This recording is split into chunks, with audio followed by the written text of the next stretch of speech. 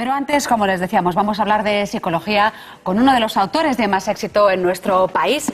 Hoy la cosa va de ataques de pánico. Rafael nos lo va a contar enseguida. ¿Qué tal, Rafael Santandreu? Bienvenido al programa. Buenas tardes. De nuevo.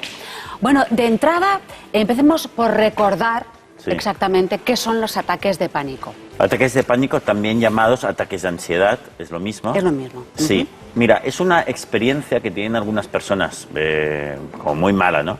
De que de vez en cuando, bueno, puede ser una vez al mes o más, o una vez a la semana, una vez al día, varias veces al día, tienen una especie de ataque que puede ser, hay de varios tipos, ¿no? Pero puede ser, por ejemplo, algo relacionado con el corazón. Ostras, les duele mucho el corazón o empieza a palpitar de manera desbocada y les coge un gran miedo de que les vaya a suceder algo, ¿no? En este caso, un ataque al corazón o cualquier problema. O puede ser que se marean, entonces les coge un mareo muy fuerte y ese mareo aumenta, es mucho miedo, no vaya a ser que les pase algo.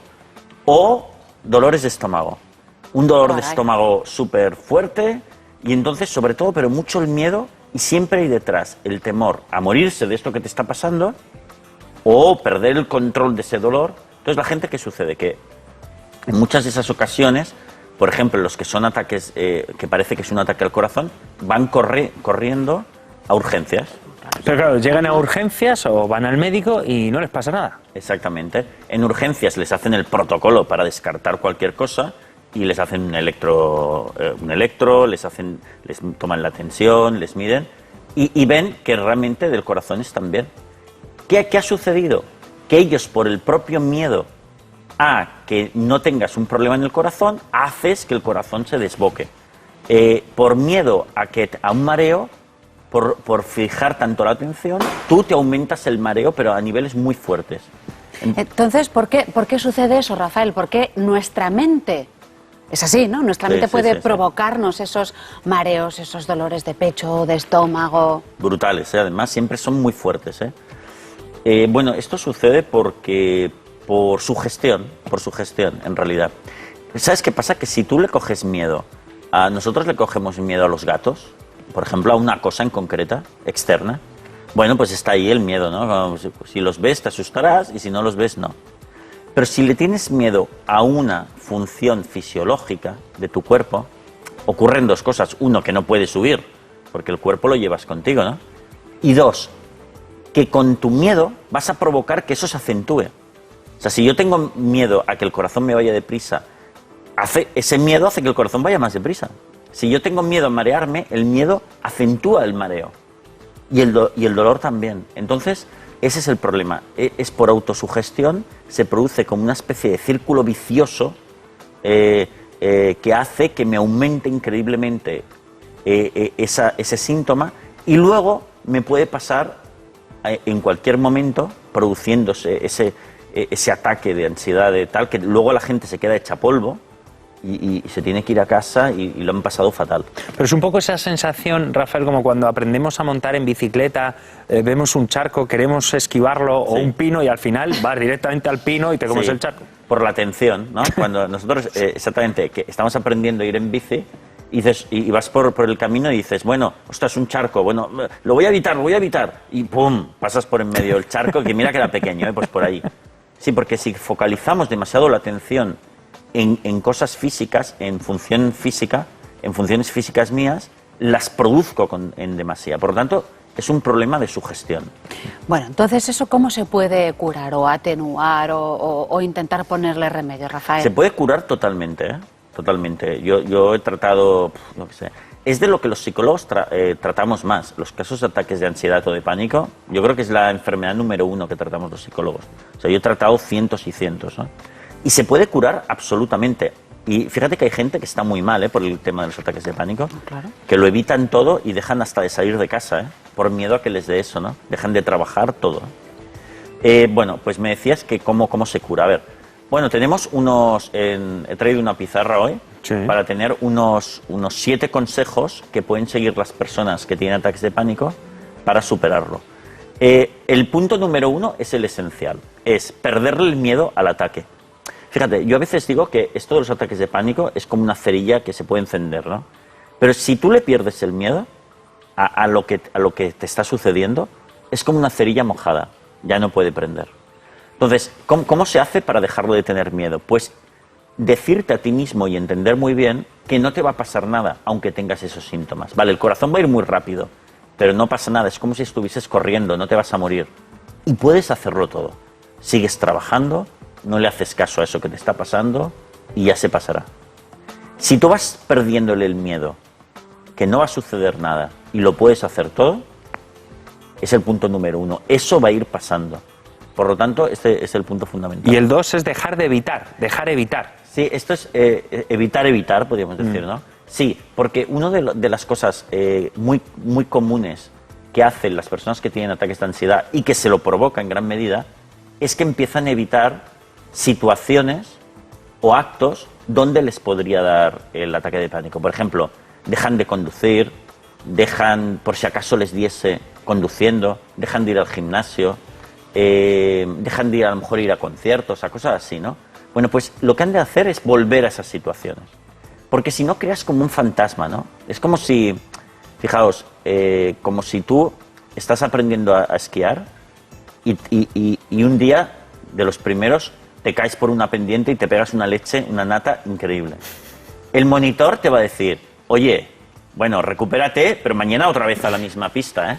¿Por qué? Porque si le coges miedo y evitas, creas un fantasma a ese problema, lo haces más grande. Por lo tanto, una de las cosas fundamentales que tienen que hacer las personas que tienen ataques de pánico es empezar a volver a hacer las situaciones que habían dejado de hacer. Por mucho que parezca una contradicción, ¿no? Pues dices, ¿cómo me voy a exponer a algo para pasarlo mal si lo que quiero es superarlo, ¿no? Pues sí, se trata de eso. Sí. Hay otro punto curioso que dices que es mantenerse ocupado en caso de ataque. ¿Eso exactamente qué significa? Sí, porque, mira, cuando te vaya a dar el ataque de pánico, tu mente te va a decir muchas cosas acerca de protégete, te vas a poner mal. Ya, tú también intentas decirte, no, lo que hemos dicho al principio, no le tengo que tener miedo, pero aún así vas a tener estos pensamientos. Si tú te pones a hacer cosas útiles, te vas a distraer de todas esas funciones corporales que están yendo mal y quitar la atención de ahí te va a permitir superar mejor el tema.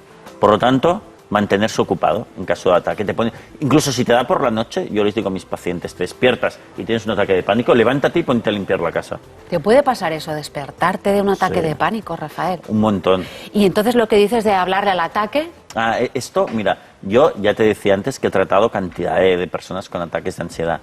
Y una cosa que todos ellos me hablan, que les va muy bien, es que ellos aprenden cómo hablarle al ataque de pánico. Le dicen, es como si fuese una persona, le dicen, mira, no te pienso hacer caso, lo voy a hacer todo porque no tienes ningún poder sobre mí. Es un diálogo interior, porque si eso le pilla que se levanta por la noche es un poco... Y decírselo, tiene que decirse, mira, me estás dando el ataque de pánico, pero no voy a ceder ante ti, que te den.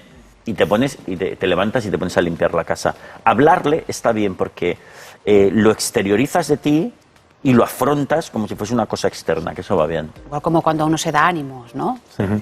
Y el quinto punto, Rafael, prever las recaídas. Sí, yo creo que esto es bastante importante porque, mira, el proceso de curarse del trastorno de ataques de pánico, de ansiedad, va a tener subidas y bajadas. Y esto es muy importante que la persona lo sepa. Porque si hace lo que yo le estoy diciendo aquí, es decir, si se habla a sí mismo para perderle el miedo, si deja de evitar en la medida en la que pueda, cada vez va a ir estando mejor.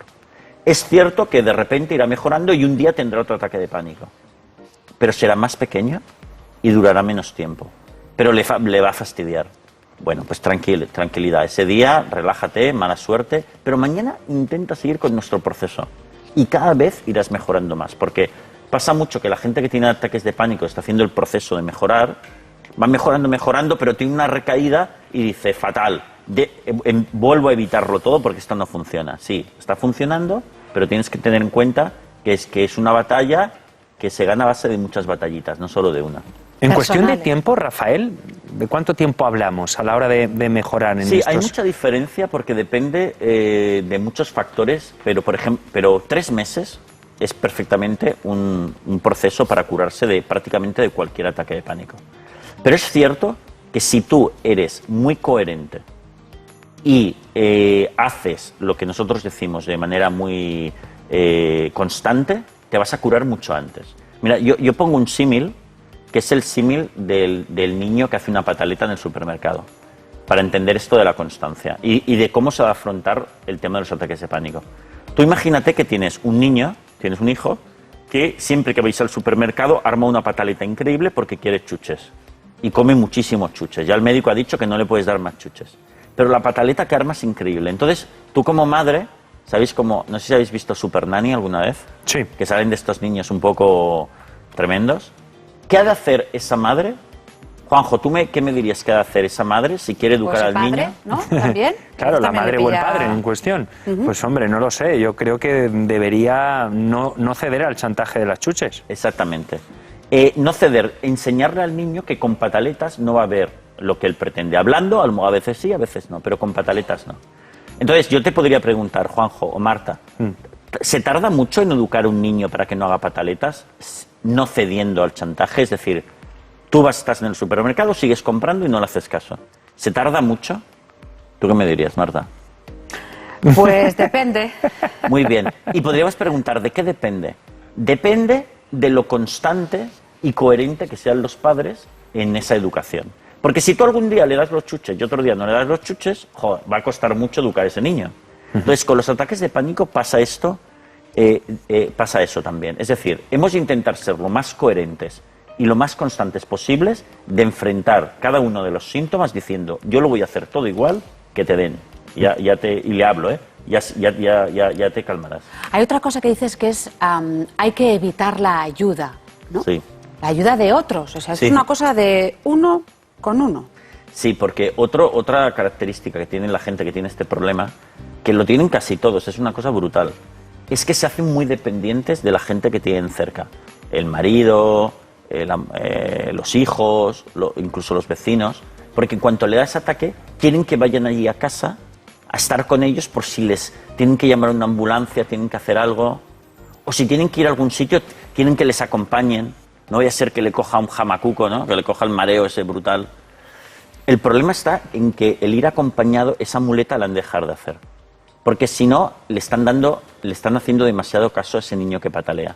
Han de comportarse como personas normales, que no necesitan ir acompañadas, y decirse, yo lo voy a hacer todo igual, esto no le tengo que tener ningún miedo, no me va a pasar nada. Y el último punto, ir dejando la medicación. Sí, mira, cuando la gente que tiene trastornos de ataques de pánico y va a urgencias, va al médico, el médico le va a dar ansiolíticos, que son unos calmantes como para tranquilizarse, ¿no? Esos calmantes, esos ansiolíticos van bien, porque realmente te pueden reducir el ataque de pánico. Pero lo que sucede es que, una vez más, como lo de la ayuda, la gente acaba convirtiendo esos ansiolíticos en una muleta que hasta que no la dejen o la vayan dejando, no van a afrontar las cosas realmente. Y no van a curarse, no van a acabar de curarse. Entonces, bueno, tienen que hacer todos los esfuerzos posibles por tomar cada vez menos ansiolíticos, hasta llegar a nada. Afrontar las situaciones, decirse a sí mismo que el ataque de pánico no les va a matar, no les va a hacer nada, es simplemente desagradable y que lo pueden hacer todo. Rafael, tú dices en tu libro Las gafas de la felicidad que no es una debilidad de nadie los ataques de pánico. Sobre todo para que la gente que nos escuche se queden tranquilos, ¿no? Súper importante, porque la gente también tiene la sensación de, ostras, lo que me pasa, soy débil, me tengo que hacer ayudar. A ver, mira, yo he tenido pacientes que eran personas, bueno, súper fuertes, extraordinarias. Entre ellos tuve una persona que había sido campeona de Europa de apnea, que es ese deporte de meterse en el agua y bucear, un tío enorme. Otro paciente que he tenido ha sido un bombero de aquí de Barcelona, condecorado, un tipo que dice, oye, hay un incendio allí, y sube, escala y salva a todo el mundo. Sin embargo, tuvo el trastorno de ataques de pánico y le entraba esas sensaciones que no podía controlar. Es decir, es muy importante que la gente sepa que esto es un trastorno que nos puede pasar a cualquiera y que eso no te hace más débil, simplemente que tienes este problema. Bueno, pues Rafael Santandreu, te damos las gracias por la visita y te esperamos nuevamente la semana que viene. Claro que sí.